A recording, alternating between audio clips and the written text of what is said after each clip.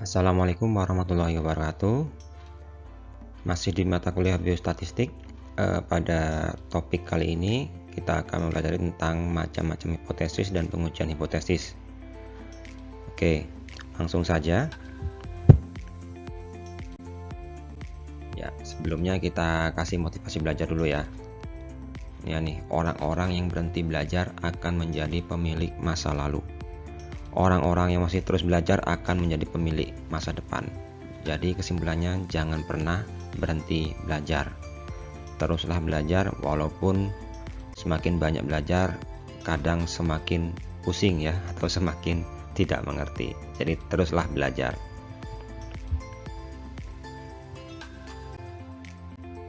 Baik, uji hipotesis ya. Oke, masuk ke definisi. Jadi menurut Fauzi 2009 ya, hipotesis itu adalah suatu pernyataan yang mungkin benar ya, atau tidak benar. Jadi ada dua kemungkinan ya. Mungkin benar atau tidak benar ya, mengenai suatu populasi. Hipotesis merupakan pernyataan statistik tentang suatu populasi. Statistik sendiri adalah ukuran yang dikenakan pada sampel, seperti rata-rata, simpangan baku, varians, koefisien korelasi. Sedangkan parameter itu sendiri adalah ukuran yang dikenakan kepada populasi. Hypothesis is an educated guess about something in the world around you. It should be testable either by experiment or observation. Jadi hipotesis adalah guess itu apa ya? Dugaan yang educated ya, dugaan sementara ya, tentang suatu yang ada di dunia kita, yang mana hal tersebut harus bisa dites, testable, baik itu melalui eksperimen, percobaan, atau melalui observasi. Oke, dalam penelitian kita juga mengenal yang namanya hipotesis ya. Kalau yang tadi kan hipotesis dalam statistik. Nah, sedangkan dalam penelitian, hipotesis merupakan jawaban sementara terhadap rumusan masalah penelitian. Ya, di dalam kalau kita menyusun proposal penelitian, mestinya di situ ada muncul rumusan masalah. Nah, rumusan masalah tadi dijawab dengan hipotesis atau hipotesis. Ya, apa rumusan masalah itu? Rumusan masalah itu bisa ya, ini bukan bias ya, bisa berupa pernyataan tentang hubungan dua variabel atau lebih. Ya, itu definisi dari rumusan masalah.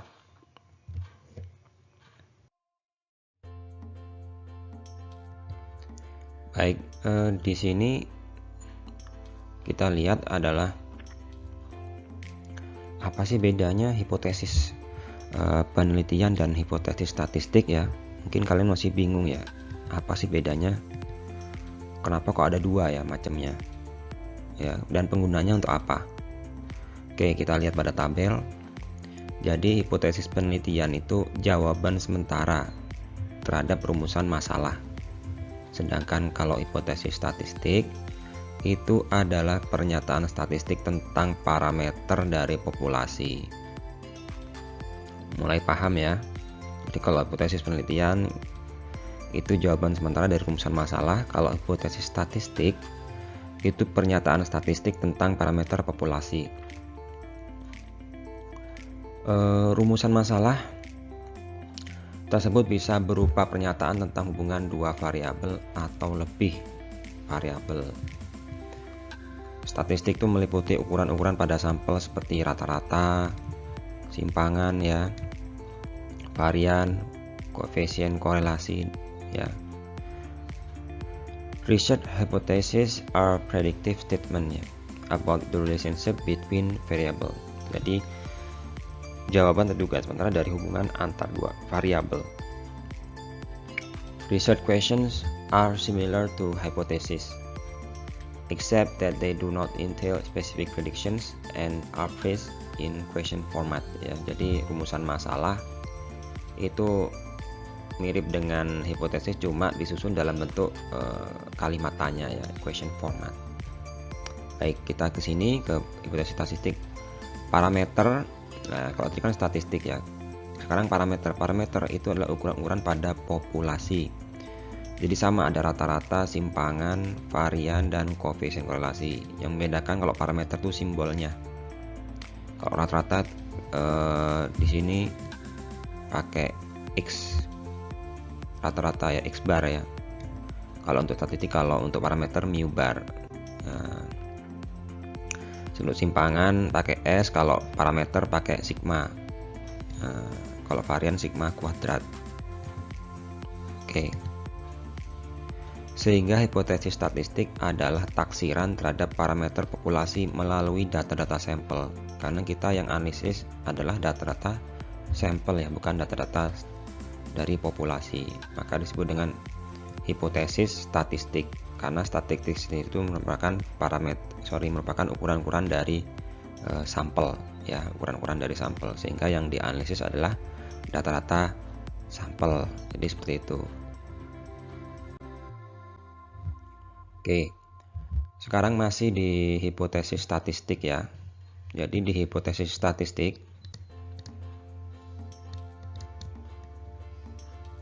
itu dikenal ada dua, yaitu hipotesis nol dan hipotesis alternatif ya. Hipotesis nol atau disingkat dengan H0 ya, nama lainnya null hipotesis atau hipotesis nol. Apa hipotesis nol itu? Hipotesis nol menunjukkan tidak adanya perbedaan antara parameter dengan statistik. Nah, ini kita bold ya, tidak adanya perbedaan. Ini kita highlight ini, tidak adanya perbedaan.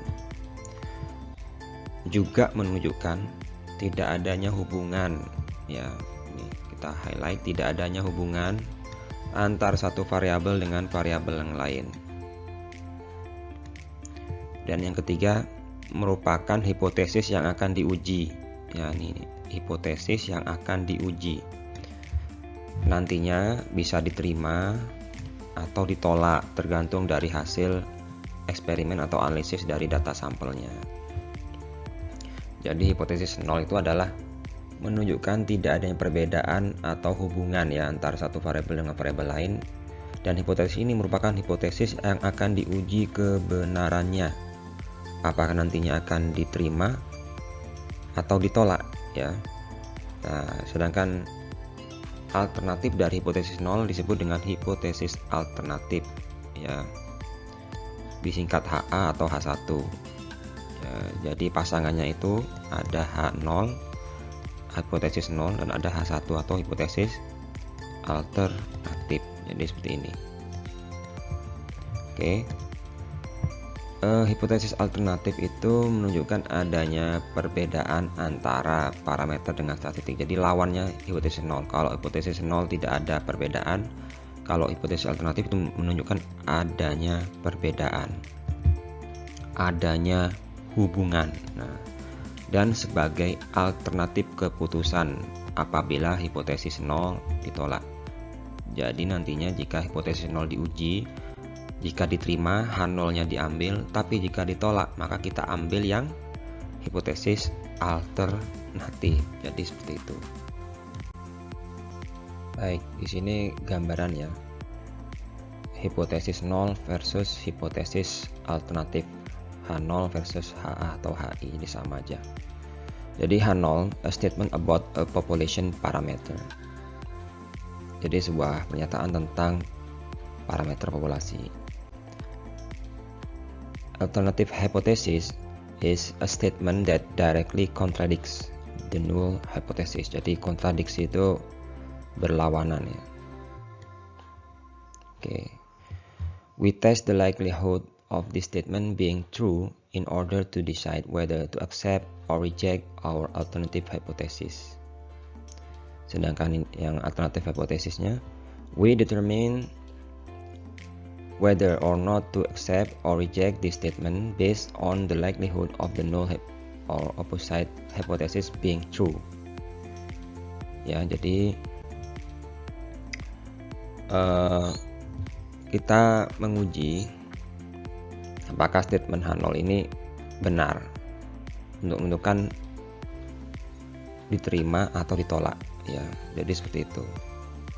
Nah, tandanya kalau hipotesis nol itu kan tidak ada perbedaan, tidak ada hubungan ya, maka tanda-tanda yang kita pakai misalnya tanda sama dengan, kurang sama dengan, lebih sama dengan ya. Sedangkan kalau hipotesis alternatif menunjukkan tidak ada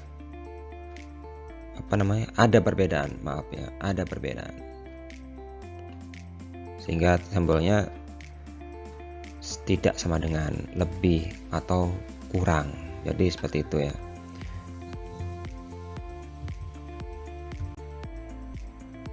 Kita mengenal 3 bentuk rumusan hipotesis ya. Apa saja? Oke. Jadi yang pertama hipotesis deskriptif ya. Yang kedua hipotesis komparatif, dan yang ketiga hipotesis asosiatif atau asosiasi. Baik, yang pertama hipotesis deskriptif. Apa itu hipotesis deskriptif? Hipotesis deskriptif merupakan dugaan tentang nilai suatu variabel mandiri yang mana tidak membuat perbandingan atau hubungan. Contoh, seorang peneliti menyatakan bahwa kadar nitrogen dari benzanilida dengan cara kejedal adalah 7,1%. Maka pernyataan dari hipotesis nolnya atau H0-nya, H0 sama dengan mu, mengatakan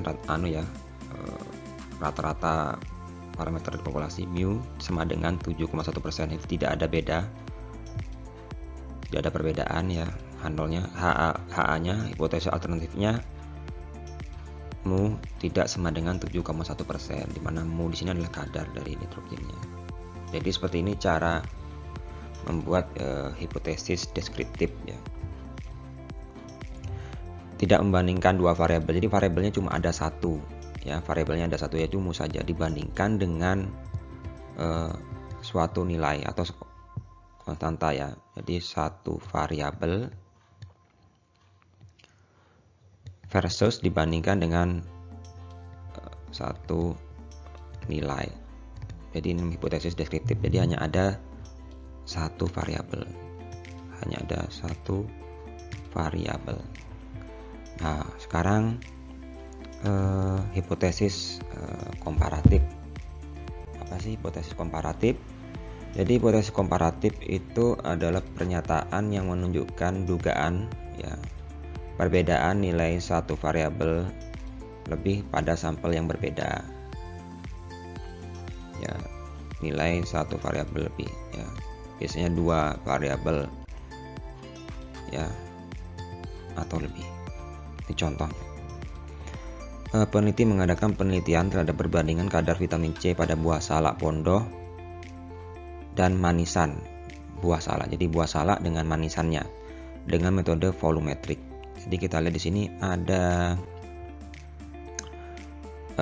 satu variabel ya, satu variabel tapi ada dua sampel, yaitu buah salak dengan manisan buah salak.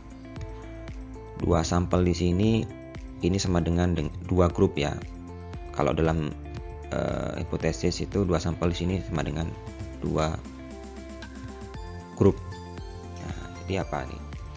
Sehingga buah salak ini misalkan grup 1, manisan buah salak grup 2. Kita kasih di sini mu1, ini mu2. Hipotesis nolnya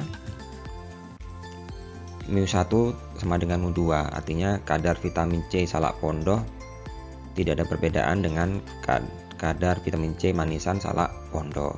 Sedangkan hipotesis alternatifnya mu1 tidak sama dengan mu2, artinya kadar vitamin C salak pondoh itu berbeda ya, ada perbedaan ya dengan kadar vitamin C dari manisan salak pondoh.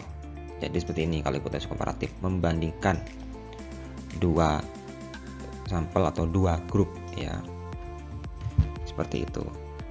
Baik, yang terakhir yaitu hipotesis asosiasi ya. Hipotesis asosiasi ini merupakan pernyataan yang menunjukkan dugaan tentang hubungan. Jadi asosiasi itu kata kuncinya adalah hubungan antara dua variabel atau lebih, atau bisa jadi dua grup ya, bisa jadi dua grup atau dua grup. Ini contoh nih, peneliti mengadakan penelitian terhadap hubungan antara tinggi badan dengan berat badan ya mahasiswa, ini kebetulan mahasiswa AK Pharma. Jadi bisa kita lihat di sini ada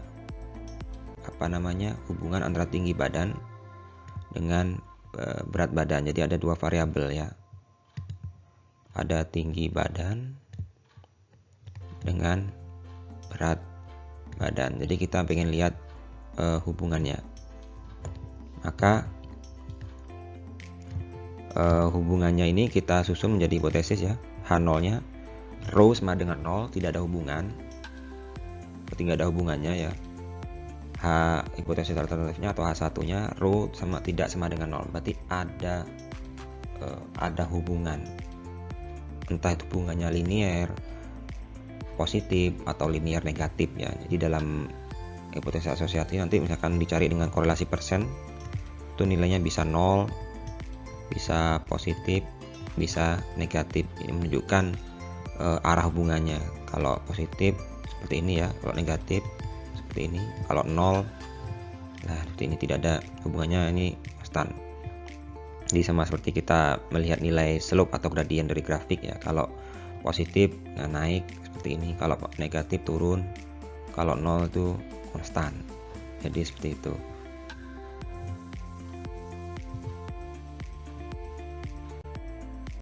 Estimasi.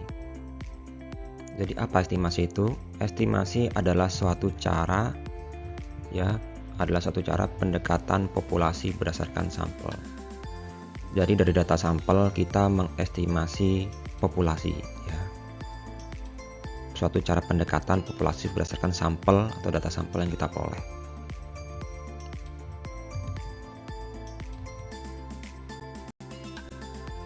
Oke. Dalam estimasi kita harus mengenal yang namanya taraf kesalahan ya. Jadi ada taraf kesalahan dalam pengujian hipotesis. Taraf kesalahan dalam pengujian hipotesis, mesti dalam setiap pengujian hipotesis itu tidak ada yang 100% tepat ya. Selalu ada namanya taraf kesalahan ya. Dalam pengujian hipotesis taraf kesalahan itu ada dua ya. Yang pertama point estimate, dan yang kedua interval estimate atau confidence interval. Oke, kita lihat di sini point estimate itu seperti titik nih ya, titik putih di tengah. Nah ini keterangannya menghasilkan satu nilai tunggal. Jadi satu nilai tunggal point estimate. Sedangkan point estimate itu punya kelemahan. Kalau satu nilai tunggal berarti ada kelemahan, yaitu derajat ketelitiannya tidak diketahui. Jadi seperti itu. Misalkan kita menerka-nerka nilai ya, dengan satu nilai tunggal itu bisa jadi derajat ketelitiannya tidak diketahui karena bisa saja meleset. Bisa saja nilainya itu dalam rentang ini ya, dalam rentang ini nilainya. Bisa di sebelah sini, di sini, di sini, di sini ya. Jadi kalau kita pakai point estimate itu derajat ketelitiannya tidak ketahui. Nah sekarang lawannya adalah confidence interval atau interval estimate. Jadi estimasi yang berdasarkan interval atau rentang. Jadi ada rentang tertentu ya kan, dari kiri ya sini sampai sini, ini confidence intervalnya atau interval estimate-nya.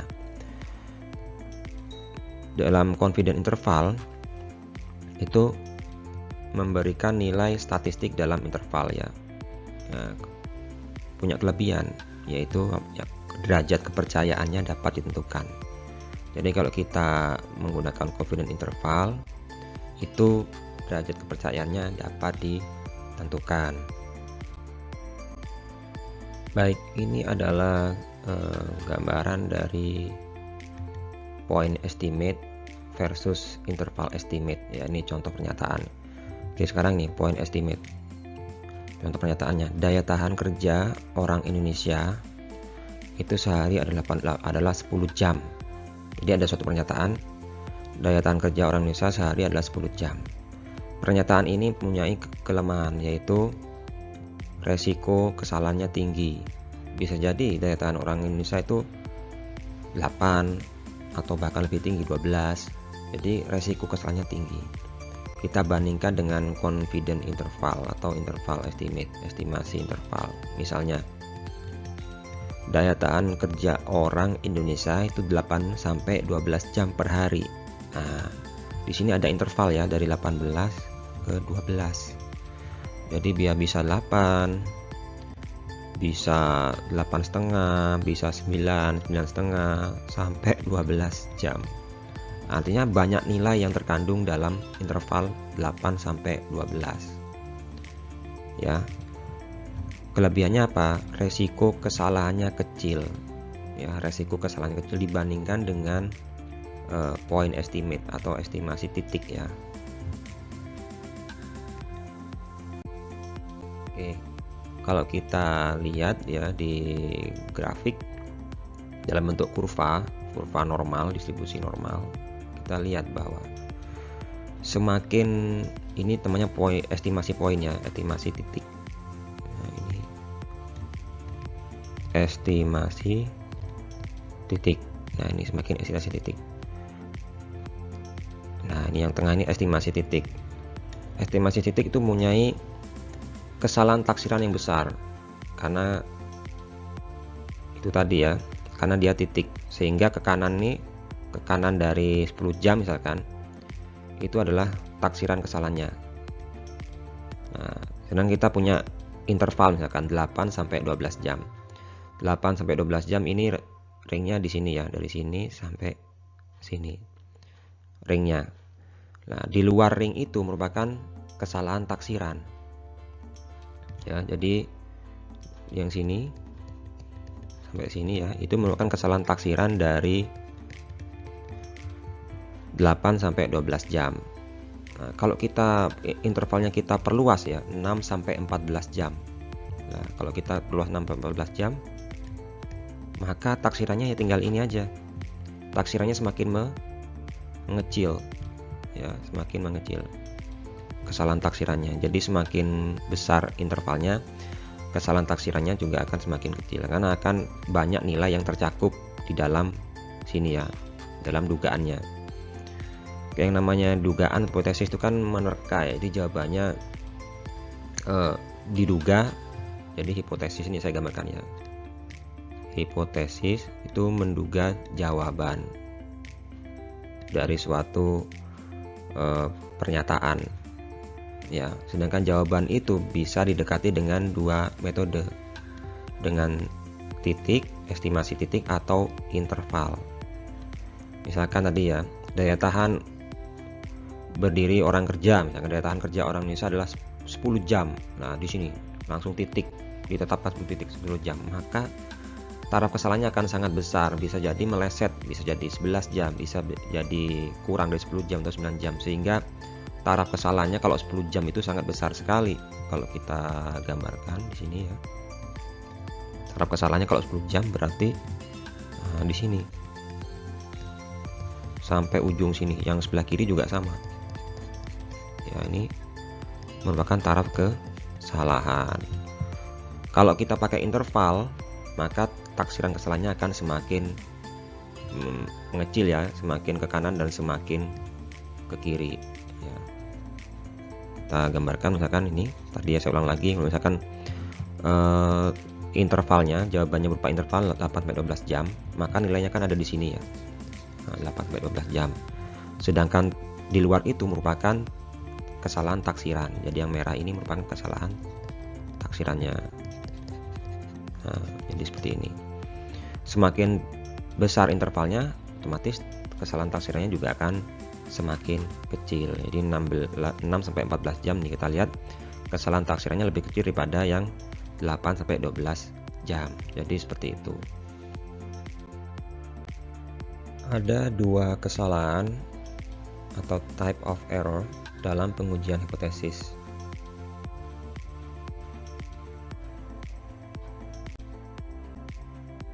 Kesalahan yang pertama atau tipe 1 ya. Tipe 1 sini. Dan tipe 2 ya. Jadi ada tipe 1 dan tipe 2. Yang tipe pertama adalah suatu kesalahan bila menolak hipotesis nol yang benar seharusnya diterima. Dalam hal ini tingkat kesalahannya dinyatakan dengan alfa ya, alfa. Sedangkan kesalahan tipe 2 adalah suatu kesalahan bila menolak hipotesis yang salah seharusnya ditolak ya. Dalam hal ini tingkat kesalahannya dinyatakan dengan beta ya, beta. Oke. Kebanyakan pengujian hipotesis pada umumnya itu menggunakan kesalahan tipe yang pertama, yaitu berapa persen ya, berapa persen kesalahan untuk menolak hipotesis nol. Jadi alfanya itu berapa persen? Ada yang 1%, ada yang 5%, ada yang 0,1%. Ya. Jadi yang umum sering digunakan adalah kesalahan tipe 1 ya, yaitu suatu kesalahan bila menolak hipotesis nol yang benar ya. Dalam hal ini tingkat kesalahan dinyatakan dengan alfa. Jadi bila perlu kita ketahui ada alfa ada beta. Yang sering kita gunakan adalah yang tipe yang pertama ya, tipe alfa. Oke. Apa sih tingkat kesalahan atau alfa dan apa tingkat kepercayaan? Jadi hubungan tingkat kesalahan ya,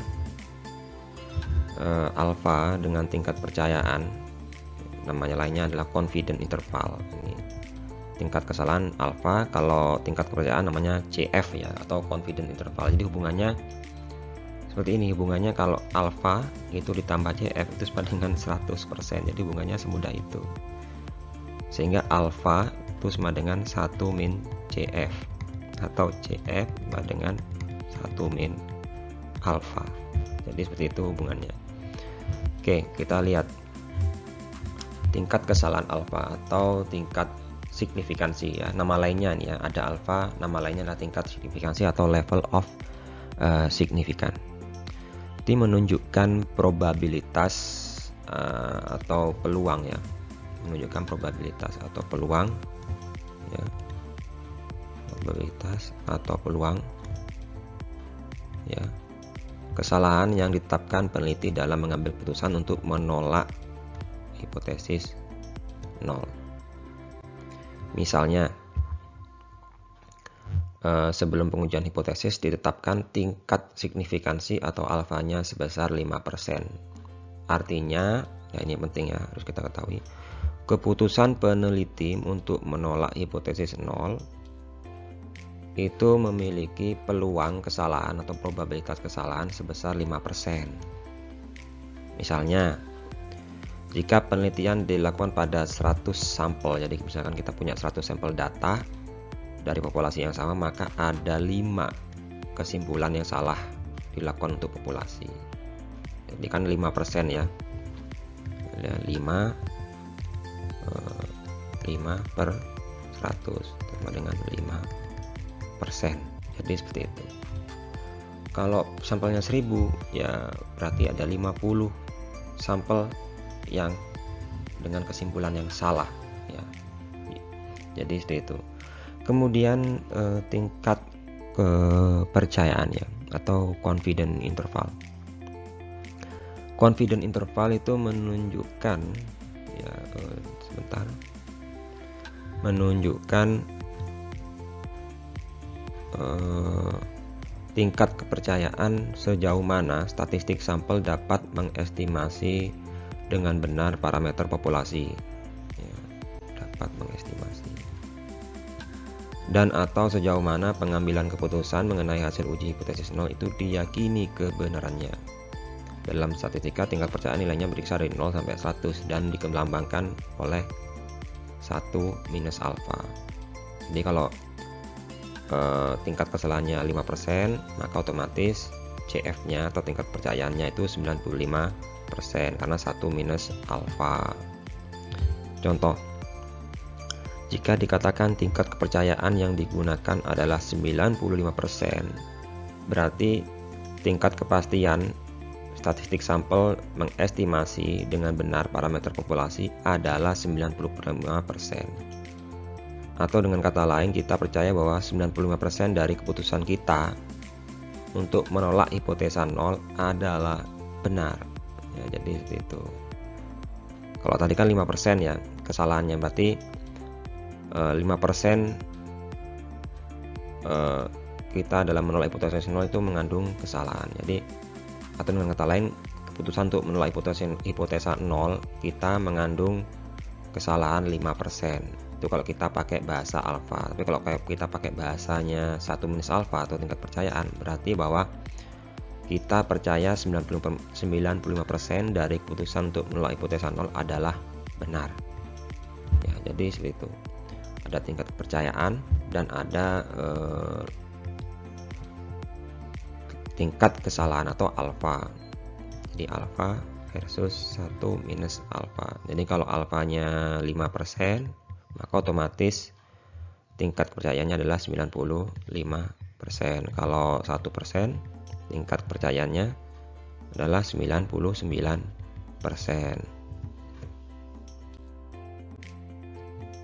Oke, jadi ini adalah gambaran bagaimana kesalahan tipe 1 dan kesalahan tipe 2. Jadi seperti ini. Keputusan menerima hipotesis. Ya. Menerima hipotesis. Hipotesisnya, keadaan sebenarnya adalah hipotesisnya benar. Maka di sini dikatakan tidak membuat kesalahan. Ya. Tidak membuat kesalahan. Kemudian keputusannya menolak hipotesis, yang mana keadaan sebenarnya hipotesisnya benar. Maka di sini dikatakan menolak kesalahan tipe 1. Berikutnya, keadaan sebenarnya hipotesisnya salah, ya. Tapi keputusannya adalah menerima hipotesis. Maka di sini disebut dengan kesalahan tipe 2. Keadaan sebenarnya hipotesis salah, sedangkan keputusannya menolak hipotesis, artinya tidak membuat kesalahan. Dari tabel tersebut di atas dapat dijelaskan sebagai berikut. Keputusan menerima hipotesis nol yang benar berarti tidak membuat kesalahan. Keputusan menerima hipotesis nol yang salah berarti terjadi kesalahan tipe 2. Membuat keputusan menolak hipotesis nol yang benar, dan ya berarti terjadi kesalahan tipe 1. Keputusan menolak hipotesis nol yang salah berarti tidak membuat kesalahan. Nah, ini namun yang sering digunakan dalam pengujian hipotesis adalah kesalahan tipe yang pertama, ya. Jadi menolak hipotesis nol yang benar adalah jadi kesalahan tipe yang 1 atau disebut dengan alfa. Baik, ini adalah catatan mengenai kesalahan tipe yang pertama atau type 1 error.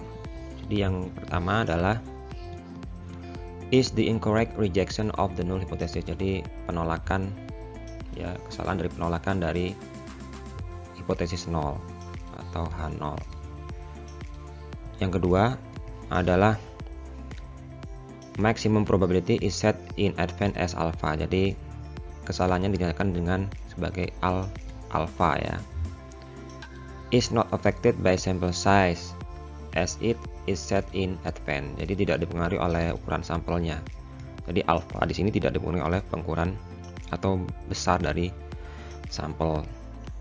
Kemudian yang ketiga, ya, yang keempat, yang terakhir, increases with the number of tests or endpoint. Jadi semakin meningkat dengan jumlah tes, ya.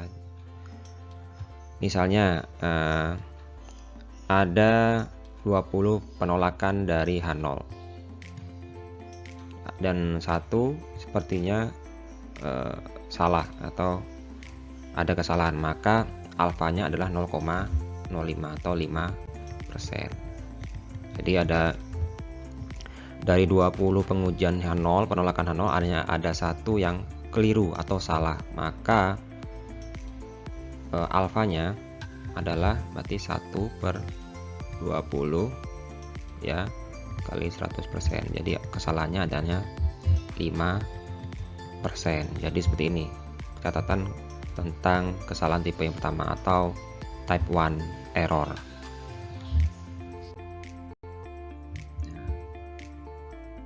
Mungkin diantara kalian nanti akan menemui istilah-istilah ini ya. Ada p-value ya, ada p-value dan level of significance. Tadi alpha ya, kesalahan tipe yang pertama. Bedanya apa sih? Kita lihat ini istilahnya dalam bahasa Inggris. Term p-value is used to indicate a probability that you calculate after a given study. Jadi p-value di sini adalah mengenai probabilitas ya, mengenai probabilitas. Ya. If your p-value is less than the chosen significant level, then you reject the null hypothesis, i.e. accept that your sample gives reasonable evidence to support the alternative hypothesis. It doesn't imply a meaningful or important difference. That is for you to decide when considering the real world relevance of your result. Ya, terjemahannya kalian artikan sendiri dah ya. Jadi istilah significant level atau alpha digunakan untuk ini ya, probabilitas yang pre-chosen probability. Jadi probabilitas atau peluang yang dipilih sebelumnya, pre-chosen itu dipilih sebelumnya. Sedangkan kalau p-value ya, kalau p-value itu kan probability atau peluang yang dihitung setelah penelitian ya, setelah pengujian hipotesis. Sedangkan significant level atau alpha itu diambil atau ditentukan sebelum pengambilan keputusan atau disebut dengan pre-chosen probability. Kalau ini after ya. Jadi ini after. Bentar, saya cari pulpen merah dulu. Ini after. Yang ini adalah before. Jadi untuk alpha dipilih sebelum pengujian hipotesis, kalau p-value itu setelah pengujian hipotesis akan dihasilkan yang namanya p-value. The significant level ya, ini ya saya mulai ya. The significant level alpha is the probability of making the wrong decision when the null hypothesis is true. Alpha level, sometimes just called significant level, are used in hypothesis tests. Usually these tests are run with an alpha level of 0.05 ya, atau 5%. But other level commonly used are 0.01 or 0.1 ya. Jadi bisa ada 5%, ada 1%, ya ada 0,1%. Jadi ini alpha yang umum ya, yang sering digunakan. The choice of significant level at which you reject H0 is arbitrary. Conventionally, the 5% or less than 1 in 20 chance of being wrong. Jadi kalau alfanya 5%, dari 20 pengujian ya ada satu yang salah ya. Kalau 1% itu lebih sedikit lagi, berarti tingkat kesalahannya ya itu sangat kecil dibandingkan yang 5%. Jadi seperti itu ya. Jadi kesimpulannya kalau p-value ya itu nanti persen atau probabilitasnya setelah ya, setelah pengujian hipotesis. Kalau alpha itu ditentukan terlebih dahulu berapa alpha yang mau kita pakai, berapa kesalahan level of significance kesalahan tipe 1 yang kita gunakan, apakah 5%, apakah 1% atau 0,1%. Jadi seperti itu. Biasanya p-value ini nanti muncul pada saat kita menggunakan uji statistik menggunakan software SPSS. Jadi akan muncul p-value-nya berapa atau probability-nya berapa. Nanti kita bahas lebih lanjut setelah kita menggunakan SPSS. Baik, sekarang kita lanjut ke macam-macam pengujian hipotesis deskriptif. Di awal tadi sudah disinggung bahwa ada 3 macam hipotesis: deskriptif, komparatif, dan asosiatif. Jadi yang pertama ini adalah hipotesis deskriptif. Jadi terdapat 2 macam ya pengujian hipotesis deskriptif, yaitu yang pertama adalah 2 sisi atau 2 pihak, atau nama lainnya two-tailed test ya, tes 2 ekor. Kenapa kok disebut 2 ekor? Karena ada sisi kanan dan sisi kiri. Kemudian yang berikutnya adalah tes 1 sisi, 1 pihak, atau one-tailed test. Dipilih nanti sisi kiri saja atau sisi kanan saja. Kok ada istilah kanan kiri, ada two-tailed, lu gimana ya? Bisa ada bayangan tidak? Mungkin kalian masih bingung ya. Jadi dalam pengujian hipotesis ini kan mengikuti distribusi normal ya, mengikuti distribusi normal untuk sampelnya. Jadi kita misalkan bagi 2 di sini, ya, yang di sebelah sini adalah yang kiri, sebelah yang kiri adalah kanan, atau bisa kiri dan kanan, artinya 2 sisi atau two-tailed test. Ya, mungkin kita bahas di slide berikutnya. Oke, untuk pengujian hipotesis deskriptif ini dibagi 2 ya. Jadi ada sampel kecil kurang dari 30 dan sampel besar lebih atau sama dengan 30. Oke, untuk sampel kecil kita gunakan yang namanya uji T atau t-test ya. Untuk sampel besar kita gunakan uji Z. Nah, uji Z ini rumusnya Z sama dengan X bar min mu 0 per sigma dibagi akar N, ya, dimana X bar itu adalah rata-rata sampelnya, mu 0 adalah rata-rata dari populasinya, kemudian sigma adalah standar deviasi atau jumlah baku, N adalah jumlah pengamatan atau jumlah data atau jumlah sampelnya. Kemudian di uji T rumusnya adalah T sama dengan X bar min mu 0 per S dibagi akar N, dimana T itulah nilai T yang dihitung, selanjutnya disebut dengan T hitung, kemudian X bar adalah rata-rata X, mu 0 adalah nilai yang dihipotesiskan, S timbangan baku, dan N adalah jumlah dari anggota sampel ya. Ini adalah langkah-langkah pengujian dari hipotesis deskriptif ya. Oke, langkah yang pertama nomor 1, menghitung rata-rata atau menghitung dari mean-nya ya, menghitung mean. Kemudian menghitung simpangan bakunya, menghitung harga T, kemudian kita bandingkan dengan harga pada tabel T atau T-table.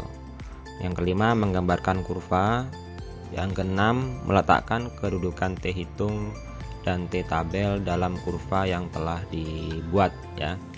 Dan yang terakhir, membuat keputusan pengujian dari hipotesis. Baik, ini contoh dari kasus ya uji hipotesis deskriptif yang 2 sisi atau two-tailed test ya. Nah, ini ada pernyataan seperti ini. Telah dilakukan pengumpulan data untuk menguji hipotesis yang menyatakan bahwa daya tahan berdiri pramuniaga atau pelayan toko di Jakarta adalah 4 jam per hari. Jadi ada sampel 31 orang yang diambil secara acak dari pelayan toko, kemudian dimintai keterangan masing-masing, ditanyakan ya berapakah ketahanannya. Oke, untuk penelitian yang sesungguhnya tentu sampelnya tidak hanya 31 orang ya. Ya ini karena untuk kasus saja, contoh kasus. Jadi di sini pakai sampel 31 orang. Ya, data-datanya sebagai berikut ya. Ada yang datanya 3, ada yang 2, 3, 4, 6, 7, 8 dan seterusnya. Sebanyak 31 orang. Berdasarkan pernyataan tersebut di atas, maka jumlah N ini adalah jumlah sampelnya ya, jumlah datanya adalah sebesar 31 ya, dengan mu 0-nya. Mu 0-nya ini rata-rata dari populasinya adalah 4 jam per hari. 4 jam per hari di sini adalah nilai yang akan diuji ya. Baik, jadi mu 0 4 jam per hari adalah nilai yang akan kita uji berdasarkan data-data yang kita peroleh. Pertama kita hitung harga X bar. X bar di sini adalah nilai rata-rata dan S atau simpangan bakunya. X bar kita hitung menggunakan rumus sigma XI per N. Jadi sigma ini jumlah ya, dijumlah semua dari data yang pertama sampai data yang terakhir. Kemudian dibagi dengan N jumlah datanya. Jadi diperoleh 144 dibagi 31 yaitu sehingga rata-ratanya adalah 4,645. Ini adalah nilai meannya.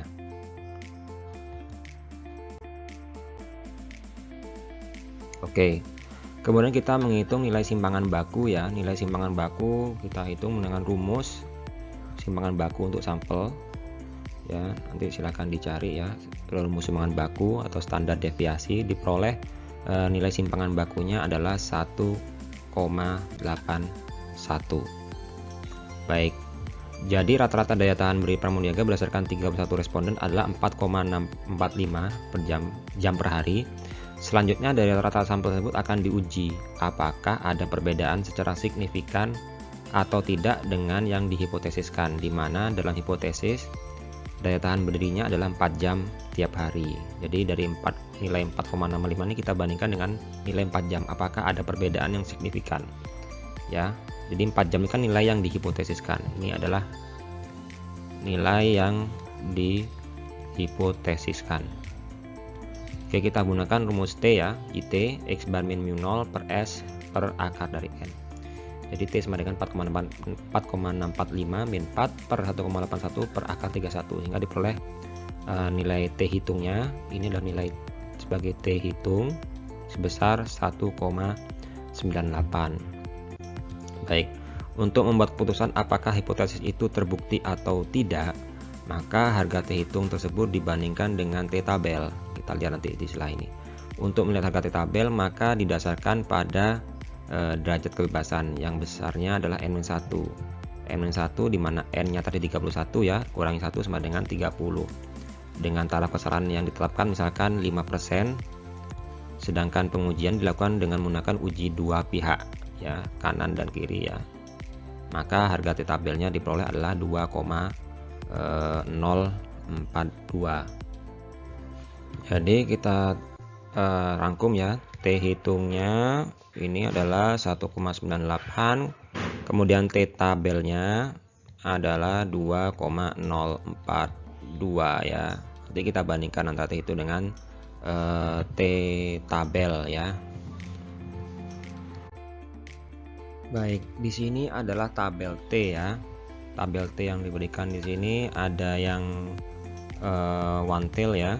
Ada yang one tail satu sisi, ada yang two tail ya, dengan berbagai macam alfa. Jadi ini tabel T. Di sini adalah alfa ya. Alfanya ada yang alfanya 5%. Mana 5%? 5% itu sama dengan 0,05. Jadi ini 0,05 untuk two tail. Sedangkan untuk yang one tail yang ini ya, 5%-nya. Oke. Dari kasus yang sebelumnya tadi diperoleh bahwa kita ingin mencari T tabel. Oke, untuk ya DF-nya akan sama dengan N-1 ya. Jumlah N-nya datanya adalah 31, kurangi 1 yaitu 30. Maka kita cari DF-nya 30. DF 30 letaknya di sini ya. Kemudian kita tarik garis dari kiri ke kanan. Kemudian kita ambil yang two tail ya, sebesar 5% ya. Oke, sebesar 5%, berarti yang ini ya. Kita tarik ke bawah sehingga kita peroleh nilai T tabelnya di sini ya. Ya, sebesar 2,042 ya. Jadi T tabelnya adalah 2,042. Jadi kalau di sini titik kita konversi jadi koma. Karena ini dari Inggris ke Indonesia ya. Kalau Indonesia koma, kalau di Inggris pakai titik ya sebagai desimal. Jadi nilai T tabelnya adalah 2,042. Nanti kita bandingkan dengan T hitung yang telah kita peroleh tadi. Baik, untuk mempermudah di mana kedudukan T hitung dan di mana kedudukan T tabel, maka kita perlu gambar sebagai berikut ya. Ini gambar kurva normalnya. Dalam gambar terlihat bahwa ternyata T hitung ya berada pada daerah penerimaan H0 ya, karena T hitung lebih kecil daripada T tabel. Dengan demikian, hipotesis 0 atau H0 yang menyatakan bahwa daya tahan berdiri Pramuniaga di Jakarta adalah 4 jam per hari itu diterima. Jadi kalau H0 diterima, berarti hipotesis 0 yang menyatakan bahwa daya tahan berdiri 4 jam itu dapat digeneralisasikan atau dapat diberlakukan untuk seluruh populasi. Oke, sekarang kita lihat kurvanya. Jadi T hitungnya tadi kita peroleh 1,98. Karena ini pengujiannya dua sisi, maka kalau dua sisi itu punya dua nilai, positif dan negatif ya. Jadi nilainya adalah 1,98 dan negatif 1,98. Sedangkan kita bandingkan dengan nilai T tabel. T tabelnya kita peroleh tadilah 2,042. Ini 2,042 karena dua sisi, maka juga sama. Ada yang positif 2,042 dan ada yang negatif 2,042. Kita gambar garis cut gini ya. Seperti ini. Nah, ternyata nilai T hitungnya itu terletak di daerah penerimaan H0. Daerah penerimaan H0 itu ada di bagian sini ya, bagian dalam ya. Bagian dalam dari batas ini. Oke. Kalau daerah penolakan H0 itu ada di luarnya. Ada di luar. Jadi ini adalah daerah penolakan H0. Selalu seperti ini. Dengan demikian,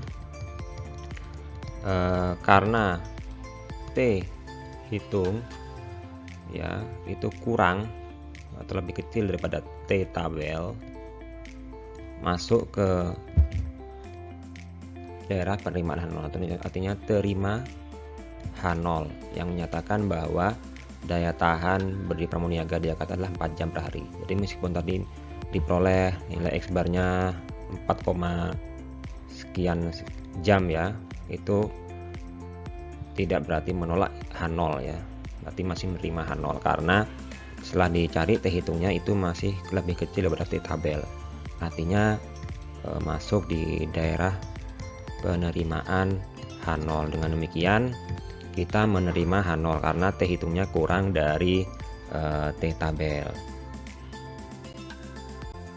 Oke, ini contoh yang kedua ya, masih tentang uji hipotesis dua sisi atau two-tailed test dari hipotesis deskriptif. Misalkan sebuah perusahaan farmasi memproduksi pil ibuprofen, mereka perlu melakukan beberapa jaminan kualitas untuk memastikan mereka memiliki dosis yang benar, yaitu 500 mg. Ini adalah tes dua sisi, karena jika pil dari yang diproduksi tadi menyimpang secara signifikan kedua arah, dalam arti ada lebih dan juga ada kurang, ini menunjukkan suatu yang masalah serius. Jadi nilainya tidak boleh terlalu signifikan kurang atau terlalu signifikan lebih dari 500 mg. Jadi harus mendekati 500 mg. Baik, langkah yang pertama kita tulis ya hipotesisnya, H0 dan H1 nya.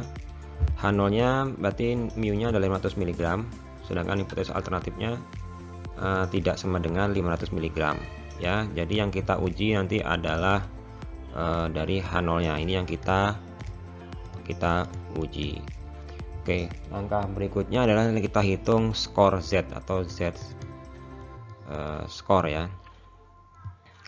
Menggunakan Z hitung. Jadi dalam sampel acak 125 pil ada dosis rata-rata 499,3 mg ya, dengan standar deviasi 6. Ini diketahui ya, ini ya. Nilai ini tadi sudah diketahui sebelumnya. Jadi ini dosis rata-ratanya dengan simpangan bakunya itu 6 mg. Oke, ini sigma ya. Karena ini adalah data kuantitatif, 500 mg adalah rata-rata populasi, kita dapat menggunakan rumus berikut untuk menghitung skor Z. Nah, jadi yang 499,3 ini adalah rata-rata dari sampel, sedangkan 500 mg ini adalah rata-rata dari populasi.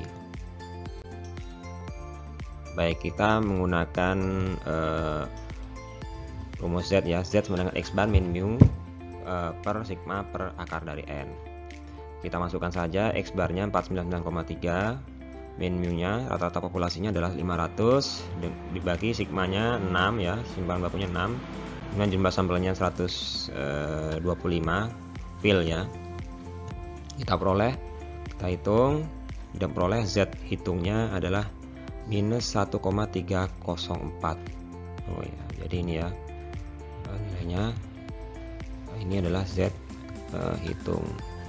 Oke, tadi kenapa kok kita menggunakan Z hitung, kenapa kok menggunakan T hitung? Karena ini jumlah sampelnya besar ya, lebih dari 30. Jadi kita menggunakan Z hitung. Jadi N jumlah sampelnya itu lebih dari 30. Kita gunakan Z hitung.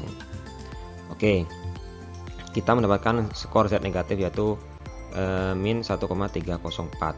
Nah, karena ini adalah tes dua sisi atau two-tailed test, maka tidak cukup hanya dengan melihat ekor kiri, kita juga harus ekuivalen dengan ekor kanan, yaitu yang nilainya positif.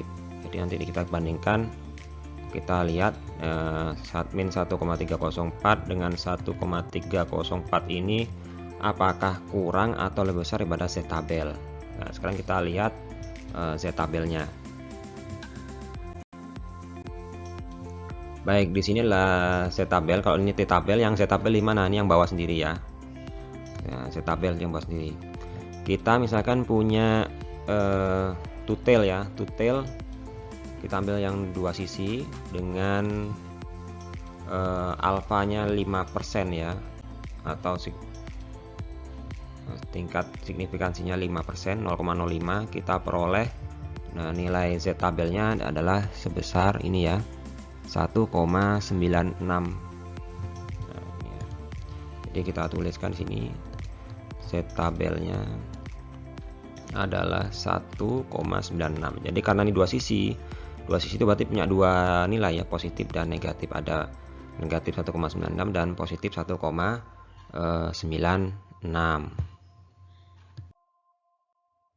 Oke, di sini kita punya gambar kurva ya. Yang pertama kita gambarkan kurvanya melengkung seperti ini ya, dengan di sini ada 0, 1, 2, 3, ini menunjukkan simpangan bakunya. Oke, sekarang kita tandain di manakah letak dari Z hitung. Z hitungnya tadi kan 1,304 ya, karena dua sisi berarti bisa positif 1,304 dan bisa negatif 1,304. Jadi seperti ini posisinya. Kemudian kita gambarkan titik dari 1,96 kan lebih besar, berarti titiknya ada di sini ya. Nah, ini salah ketik ya, ini harusnya positif dan yang ini adalah negatif 1,96. Kemudian kita arsir ya, daerah penolakan dan daerah penerimaan. Daerah penolakan itu daerah yang ada di sebelah kanan dari Z tabel, baik yang itu positif maupun negatif, karena ini dua sisi ya, dua sisi. Maka di sini adalah daerah penolakan H0. Yang ini adalah daerah terima H0. Jadi seperti itu. Kita arsir di sini, ini adalah daerah penerimaan H0 ya. Dengan demikian pada taraf kesalahan atau alfanya 5%, tes dua sisi dengan Z tabel plus minus 1,96, sehingga skor min 1,304 ini ya, termasuk dari daerah penerimaan H0 ya. Karena Z skor kurang dari Z tabel atau Z hitung kurang dari Z tabel. Dengan demikian hipotesis 0 yang menyatakan dosis rata-rata 500 mg itu diterima, artinya tidak ada penyimpangan yang signifikan baik itu lebih dari 500 mg maupun kurang dari 500 mg ya. Jadi H0 nya diterima. Kalau diterima berarti H0 kan menyatakan apa? Tidak ada perbedaan ya. Jadi masih kualitas ibuprofennya itu masih memenuhi standar ya, sesuai dengan uji statistik. Baik, demikianlah akhir dari pembahasan mengenai macam-macam hipotesis ya dan cara pengujiannya. Jadi kita telah mengenal apa itu hipotesis. Ada hipotesis penelitian, hipotesis statistik. Kemudian hipotesis statistik ada 3, deskriptif, komparatif, dan asosiatif. Kemudian kita juga mengenal kesalahan dalam pengujian hipotesis. Ada kesalahan tipe 1 alfa, kesalahan tipe 2 disebut dengan beta. Kemudian kita belajar bagaimana cara menguji hipotesis deskriptif dua sisi ya. Kita juga belajar mengenai cara membaca tabel T dan tabel Z. Oke, semoga bermanfaat. Jika ada pertanyaan silahkan bertanya di kolom komentar. Wassalamualaikum warahmatullahi wabarakatuh.